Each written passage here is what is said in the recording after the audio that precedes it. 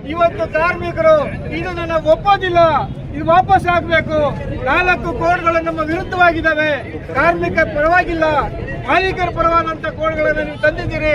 ಹಾಗಾಗಿ ಈ ಬಡ್ಜೆಟ್ ಕಾಪಿಯನ್ನ ನಾವಿವತ್ತು ನಂಜನಗೂಡಿನಲ್ಲಿ ಇಡೀ ದೇಶದಾದ್ಯಂತ ನಡೆಯತಕ್ಕಂಥ ಹೋರಾಟ ಏನಿದೆ, ಆ ಹೋರಾಟದ ಭಾಗವಾಗಿ ಕೇಂದ್ರ ಸರ್ಕಾರ ಮಂಡಿಸಿರ್ತಕ್ಕಂಥ ಬಜೆಟ್ ಕಾಪಿಯನ್ನ ಇವತ್ತು ನಾವು ಸುಡಲಿಕ್ಕೆ ಇವತ್ತು ಕಾರ್ಮಿಕರೆಲ್ಲ ಬಂದಿದ್ದೀವಿ. ಅದನ್ನ ಇವತ್ತು ಕನ್ನಡ ಸಂಗಾತಿ ಸುನಂದ ಅವರು ಸುಡಬೇಕಂತ ಹೇಳ್ತೇವೆ. ಬಜೆಟ್ ಅಲ್ಲಿ ದುಡಿಯುವ ವರ್ಗವನ್ನು ಕಡೆಗಣಿಸಿರುವ ಸರ್ಕಾರಕ್ಕೆ ಹೇಳಿ ಧಿಕ್ಕಾರ.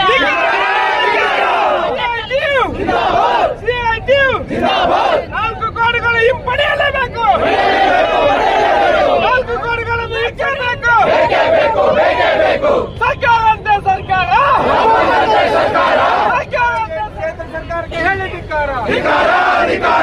ಕೇಂದ್ರ ಸರ್ಕಾರ ಮಾಡಿರುವ ಕಾನೂನು ರಾಜ್ಯ ಸರ್ಕಾರ ರೂಲ್ ಮಾಡಿರುವುದಕ್ಕೆ ಹೇಳಿ ಧಿಕ್ಕಾರ.